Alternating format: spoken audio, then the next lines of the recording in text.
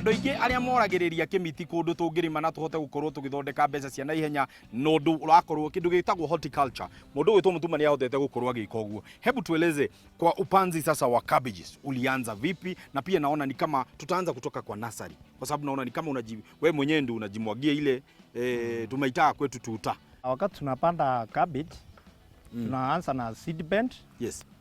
Unatengeneza seed bed. Yes. Unaweka kambolea kiasi.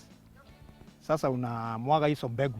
Kuna siri nyingine ambayo umenifunza siku ya leo, ya kwamba wakati utaenda kupanda hizi mboga zako, hautaenda umechukua zote uzipande kwa ploti moja. Kuna zile ndogo, kuna zile kubwa, nimesikia umezitofautisha. Hebu tueleze vile umeweza kuziweka different planting seasons. Wakati sasa unapanda mboga, unafanya kutoka kwa seed bed, lazima uchague grade 1, 2 na 3. Utaanzia na, unajua hiyo seed bed tuseme iko na 15,000, utatoa grade 1 kama 8,000, grade 2 tuwe kama 4,000, grade 3 itoke kama 3,000. Kwa hivyo ukipanda na grade 1 utaweza ku maintain hizo mboga, kwa sababu kama unapanda na mbolea itakuwa strong na itakuwa na uniformity kwa shamba. Ni kweli. Kwa hivyo utapata kuna mboga moja kubwa ama ndogo. Na kwa market itakufavor kwa market, njoo hata mtu ambaye unahusia akikuja anaweza nunua hata hiyo portion kwanza ya grade 1, tipu ya kwanza, hiyo ingine akiwa anaenda hivi. Lakini ukichanganya market itakuchanganya. Tuseme kama mboga iko na 50, kuna mboga ya 40 iko hapo. Sasa si unaona hiyo hesabu itaenda mzuri. Haitaingiana vizuri. Itaingiana vizuri. Hebu tueleze vile unavyofaa kupanda mboga yako, kuweza kuweka moja hapa moja pale, utazipanda kwa njia ipi? Kwanza tunafanyanga measurement. Tuna measurement ya shim to shim, tunafanya na 50 cm na 45 cm. Yes. Alafu tunaweka mbolea ya ng'ombe, manyua ya ng'ombe ama ya mbuzi. Alafu unaweka maji kwa hiyo mbolea. Huwezi panda direct bila maji. Na wakati unapanda hiyo seedling, utaweka pale kwa mbolea, utaweka kando. Alafu urudishie maji. Alafu upige dawa ya wadudu, ndio hiyo ndio muhimu. Ile ya cutworm. Utumie dawa ya cutworm njugi. Cabbage ukipanda ukataka kupiga cutworm saa hiyo, kesho utakuta zimekatwa mingi sana. Nimesikia kwamba umeweza kutaja matumizi ya mbolea ambao tunatumia ni ya mbuzi, ya kuku, na sikusikia kwamba tumeweza kutaja fertilizer. Hebu tueleze tutatumia fertilizer wapi? Tutaweka fertilizer wakati tunalimia. Okay. First, yani wakati tunalimia mara ya kwanza. Fertilizer tunaweka na ikiwa imemaliza 14 days. Okay. Fertilizer inakuwa na joto nyingi sana. Ukiweka ukose mvua ikosekane ama ukose maji, hiyo mmea itakuwa na stress juu ya joto ya fertilizer. Kwa hiyo lazima uweke ikiwa na 14, ionyesha wakati imefika ile stage ya kuonyeshana inataka kukura.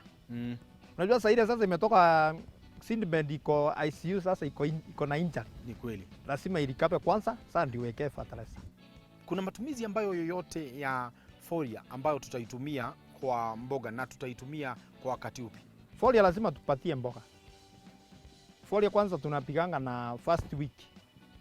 Ikiwa na 7 ile ya starter, crop growth starter. Ya kufanya misisi ikuwe na nguvu.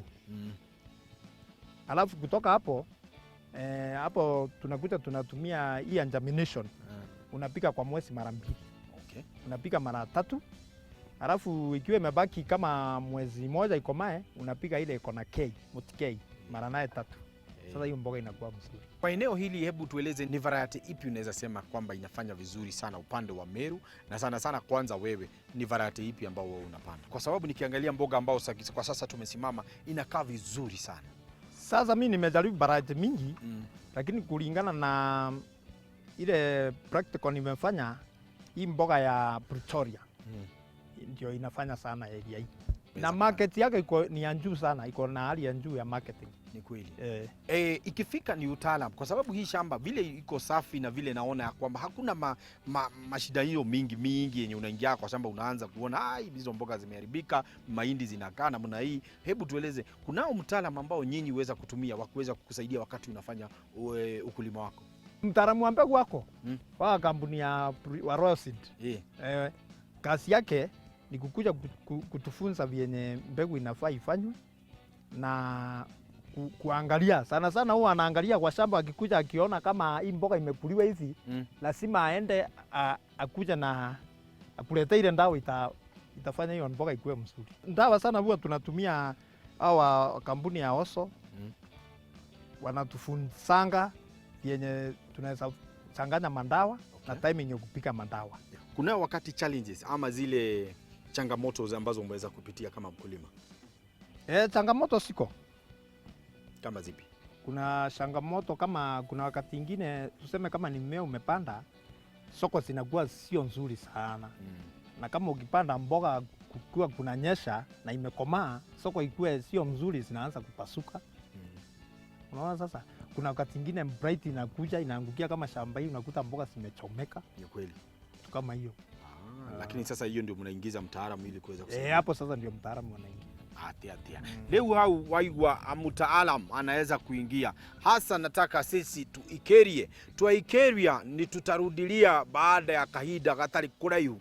Kwa hivyo usiamkie hau ikareire, ni turacokereria thutha wa kahinda gatari kuraihu. Na mtaalam niwe turacokereria nake.